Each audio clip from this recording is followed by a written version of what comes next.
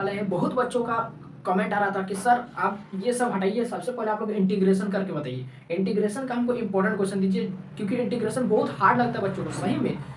इसमें जो आपका जो चैप्टर है ये आपका 7 पॉइंट का है, एक्सरसाइज 7, और 7 में आपका टोटल एक्सरसाइज 10 गो एक्सरसाइज है। 7.1, 7.2, इस तरह से 7.10, 7.10 10 गो एक्सरसाइज है और बहुत सारा क्वेश्चन है। मतलब इंटीग्रेशन मतलब एक पूरा बुक ही हो जाएगा, इतना इंटीग्रेशन है ना। तो और बहुत टाइप का है, अलग अलग प्रॉपर्टी का इंटीग्रेशन है। तो मतलब बच्चों का कंफ्यूजन था कि सर इतना सारा हम लोग रिविजन करने बैठेंगे, कुछ इंपॉर्टेंट क्वेश्चन बताइए जो एग्जाम में आ सकता है। ठीक है, तो देखिए मैं आपको यहाँ पर important question according to your model paper, मैं अपने से नहीं बता रहा, आपका इस साल का जो मॉडल पेपर जारी हुआ है उसके अनुसार बता रहा हूँ। हेलो दोस्तों, मेरा नाम है रुपेश कुमार महतो और आपका हमारे यूट्यूब चैनल में वेलकम है। तो दोस्तों इस वीडियो में हम लोग बात करने वाले कि उसमें आपको पूछा जाएगा कि आपको क्या करना है, using the property of π/2 definite integral. आपका जो सवाल रहेगा 5 मार्क्स का वो डिफिनिट इंटीग्रल का रहेगा, इनडिफिनिट का नहीं रहेगा। मतलब 5 मार्क्स में जो आपका सवाल रहेगा वो आपका लिमिट वाला रहेगा, बिना लिमिट वाला नहीं रहेगा। ठीक है, इवेलुएट द इंटीग्रल। और इस तरह का एक क्वेश्चन जो दे देगा आपका, जो ये वाला मॉडल पेपर का क्वेश्चन है, इंटीग्रेशन ऑफ 0 से π/2 2 log sin x minus log sin 2x और dx। ठीक है, तो इसका आपको क्या करना है, π/2 का प्रॉपर्टी का यूज करके, है ना, डिफिनिट इंटीग्रल का π/2 का प्रॉपर्टी का यूज करके आपको इसका वैल्यू निकालना है, इस इंटीग्रल का वैल्यू निकालना है। ठीक है, समझ में आ गया क्वेश्चन। तो इस तरह से आपको मॉडल पेपर में क्वेश्चन पूछा गया है और आपका बोर्ड एग्जाम में भी डिट्टो इसी तरह का क्वेश्चन 5 मार्क्स में रहेगा। ठीक है, तो यहाँ पर मैं आपको एक क्वेश्चन सॉल्व करके बता रहा हूँ और इस तरह से टोटल और 7 को क्वेश्चन मैं आपको टेलीग्राम ग्रुप में पीडीएफ बना करके सेंड कर दूंगा, और 7 क्वेश्चन डिट्टो इसी तरह से रहेगा। ठीक है, इसी तरह से प्रॉपर्टी यूज होगा और आपको सॉल्व करना है और एग्जाम में वही 7 गो में से आपका एक आना चाहिए और ये एक लगा करके 8 गो क्वेश्चन हो जाएगा। ठीक है, मैं आपको पीडीएफ सेंड कर दूंगा पहले इस वीडियो को देखने के बाद। तो चलिए देखते हैं। तो इस क्वेश्चन को हम लोग सॉल्व करते हैं। तो मैं मतलब इस तरह का क्वेश्चन को सॉल्व करने के लिए आपको टोटल 6 स्टेप को फॉलो करना होगा, 6 स्टेप को।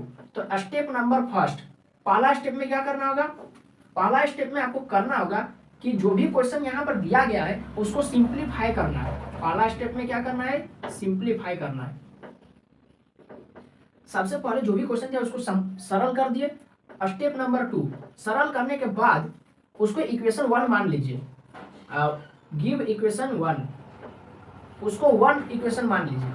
अब स्टेप नंबर 3, इक्वेशन 1 मान लिया सरल करने के बाद, यूजिंग प्रॉपर्टी, यूजिंग प्रॉपर्टी। अब आपको प्रॉपर्टी लगाना है, प्रॉपर्टी भी अलग अलग होता है। ठीक है, तो ये इस तरह का क्वेश्चन में मतलब जहां पर π/2 रहेगा और नीचे में 0, लगभग इस तरह का 6 क्वेश्चन में दिया हूं जहां पर π/2 है और नीचे में 0 है। तो आपको जो प्रॉपर्टी इस क्वेश्चन में बताऊंगा वही प्रॉपर्टी सारा क्वेश्चन में लगेगा। खाली एक क्वेश्चन में, एक क्वेश्चन उसमें भी आपका खाली यहाँ पर π/2 की जगह π/4 है और नीचे में 0 है, तो उस क्वेश्चन में भी यही वाला प्रॉपर्टी लगेगा जो इस क्वेश्चन में आपको लगा करके बताऊंगा। ठीक है, तो जो प्रॉपर्टी लगाऊंगा वो स्टेप नंबर 3 में लगाना है, यूजिंग प्रॉपर्टी, और सॉल्व करना है। उसके बाद स्टेप नंबर 4, स्टेप नंबर 4 में उसको गिव इक्वेशन 2, उसको इक्वेशन 2 मान लेना है ना, प्रॉपर्टी लगाने के बाद उसको इक्वेशन 2 मान लेना है। और स्टेप नंबर 5 में क्या करना है, जो 1 और 2 इक्वेशन निकाले हैं उसको जोड़ देना है, 1 + 2, दोनों इक्वेशन को जोड़ दिए। और लास्ट स्टेप में आपको करना क्या है, लास्ट स्टेप में आपको करना है इंटीग्रेशन, इंटीग्रेशन। अब लास्ट में आपको एक छोटा सा वैल्यू मिलेगा और उसका खाली इंटीग्रेशन कर देना है, आपका आंसर निकल जाएगा। तो टोटल ये 6 स्टेप, एक जिसमें सिंप्लीफाई करना है क्वेश्चन को, जो भी क्वेश्चन दिया है उसको सिंप्लीफाई करना ही होगा। स्टेप नंबर 2 में इक्वेशन 1 मान लिया, सिंप्लीफाई करने के बाद इक्वेशन नंबर 3 में प्रॉपर्टी लगाएंगे, जो प्रॉपर्टी में आपको बताने वाला हूँ। इक्वेशन 4 में, स्टेप नंबर 4 में इक्वेशन 2 मान लेंगे प्रॉपर्टी लगाने के बाद। इक्वेशन 5 में इक्वेशन 1 और मतलब स्टेप नंबर 5 में इक्वेशन 1 और इक्वेशन नंबर 2 को जोड़ देंगे। और स्टेप 6 में लास्ट में हम लोग क्या कर देंगे, जो भी मेरा आया है वैल्यू उसको इंटीग्रेशन कर देंगे, बस सिंपल सा। तो ये 6 स्टेप आपको याद रखना है। तो चलिए इसको स्क्रीनशॉट ले सकते हैं या फिर हम लोग अभी क्वेश्चन को सॉल्व करते हैं। तो सबसे पहला स्टेप क्या है, सिंप्लीफाई करना। तो चलिए इस क्वेश्चन को हम लोग सिंप्लीफाई करते हैं। क्वेश्चन आपको एग्जाम में इस तरह से रहेगा, ठीक है, इस तरह से रहेगा क्वेश्चन, इसको सॉल्यूशन करना है। और जिस तरह से मैं आपको बता रहा हूं आपको डिट्टो एग्जाम में वही स्टेप को फॉलो करना है, वही फॉर्मेट को फॉलो करना है और आपका फुल में फुल मार्क्स मिल जाएगा। देखते हैं। तो सबसे पहले जो क्वेश्चन हमको दिया है उसको लेट आई बराबर मान लेना है, जो क्वेश्चन दिया है देख के छाप दीजिए, 0 से π/2 2 log sin x minus log 2x और dx। ये हो गया जो क्वेश्चन किया उसको लेट आई बराबर ये लिख दिए।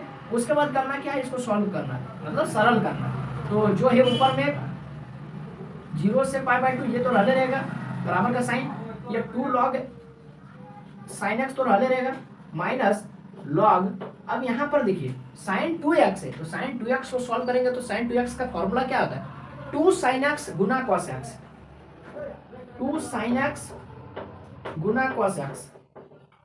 ये होता है प्रॉपर्टी साइन 2x का, आपने ट्रिग्नोमेट्री में पढ़ा था। और इसको ब्रैकेट लगा देते हैं और dx। चलिए इतना ठीक है, यहाँ तक कोई दिक्कत नहीं होना चाहिए। चलिए अब आगे देखते हैं। फिर इंटीग्रेशन का साइन देंगे 0 से π/2, फिर लॉग साइन एक्स। अब देखिए अब यहाँ पर ये दो तो गुना में है, लॉग ये जो 2 है वो साइन एक्स के साथ गुना में है, 2 गुना साइन एक्स गुना cos x होता है साइन 2x का फॉर्मूला। तो यहाँ पर देखिए कई वो टर्म है इस ब्रैकेट के अंदर में, एगो 2 को मिलाएंगे तो a, इसको a मान लिए, साइन x को b मान लिए, है ना, और cos x को c मान लिए, तो a Guna b Guna c। तो मेरा फॉर्मूला होता है log a Guna b Guna c का फॉर्मूला होता है, यहाँ पर छोटा a आपको छोटा b के जगह में आप लोग बड़ा a b c मान सकते हैं। फॉर्मूला होता है log a plus log b plus log c, ये फॉर्मूला होता है, ठीक है। Log a Guna b Guna c का फॉर्मूला होता है log a plus log b Guna a plus log c। तो ये वाला कब हुआ, जब यहाँ पर प्लस है, कुछ नहीं मतलब प्लस था ना, और यही वाला यदि माइनस रहेगा तो log a Guna log a Guna b Guna c। तो इसका फॉर्मूला हो जाएगा, सब में माइनस लगा दीजिए, minus log a minus log b minus log c, ये होगा। तो देखिए तो डिटो यही वाला नहीं मिल रहा, यहाँ पर यही वाला मिल रहा है, minus log A B C, minus log A B C. तो इसका जगह में हम लोग कौन सा आंसर तो लिखेंगे, minus log A minus log B minus log C. तो माइनस लॉग ए का वैल्यू क्या है 2, माइनस लॉग बी का वैल्यू क्या है साइन एक्स, और माइनस लॉग सी यानी सी का वैल्यू कॉस एक्स,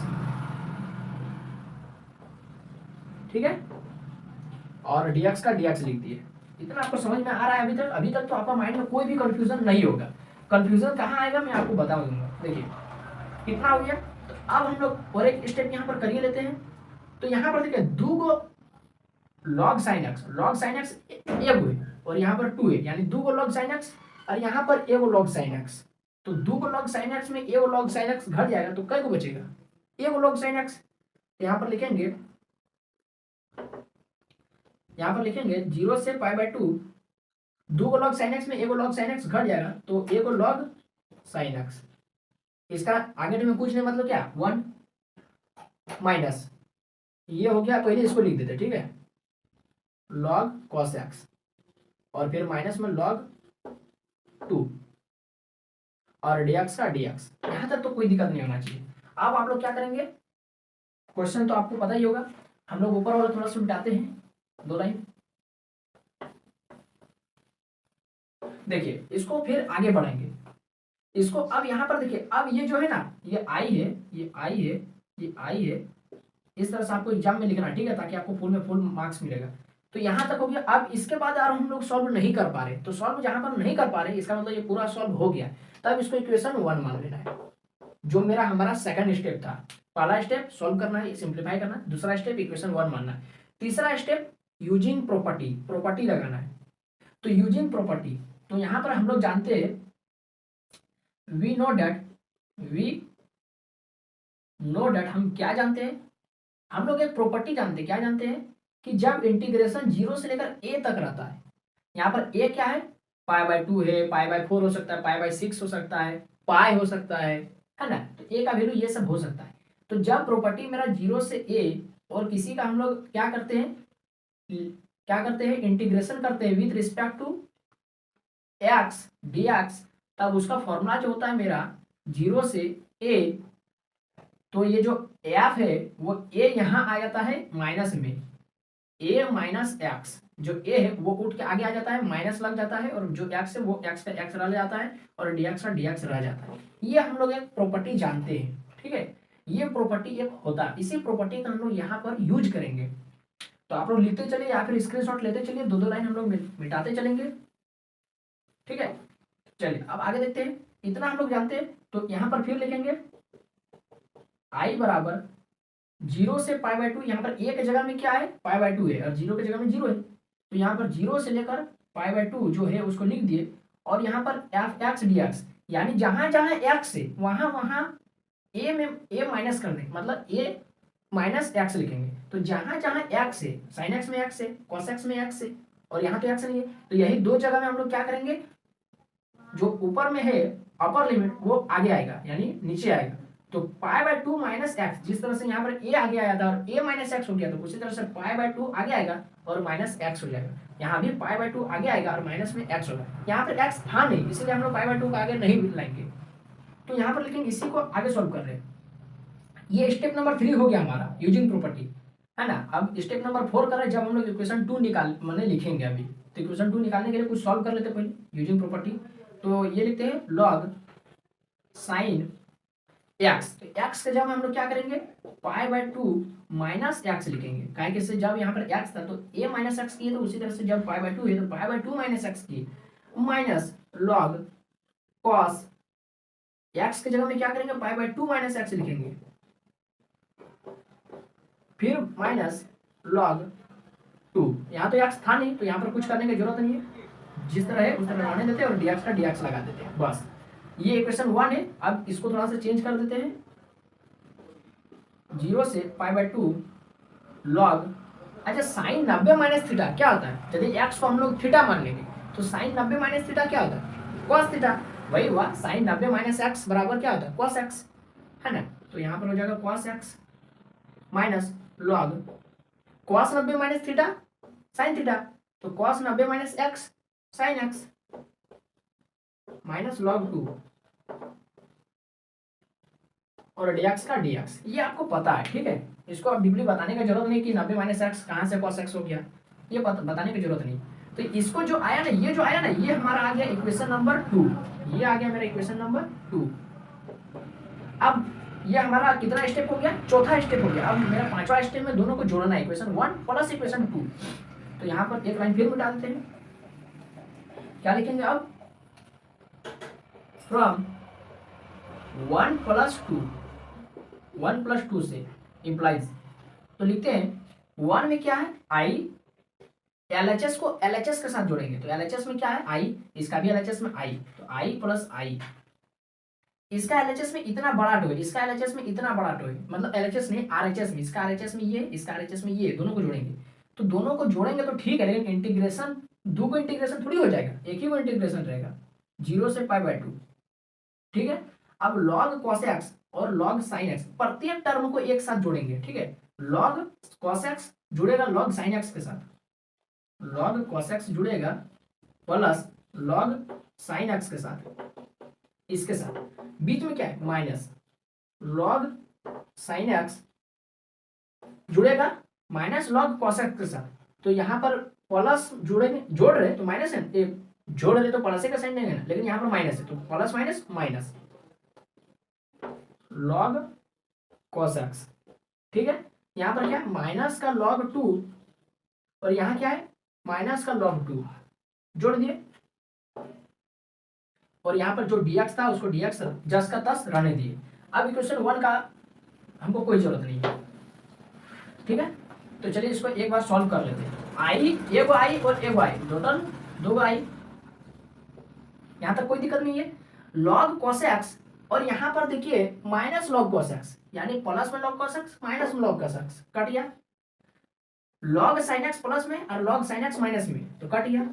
बचा क्या क्या, एगो लॉग एक्स, लॉग एक्स नहीं है, एगो लॉग 2 और एगो लॉग 2, 2 लॉग 2 हो गया, लेकिन माइनस में, तो माइनस का 2 लॉग 2 और dx का dx। यहाँ तक तो कोई दिक्कत नहीं होना चाहिए, 0 से लेकर पाई बाय 2 कोई दिक्कत नहीं होना चाहिए। उसके बाद देखते हैं 2i का 2i।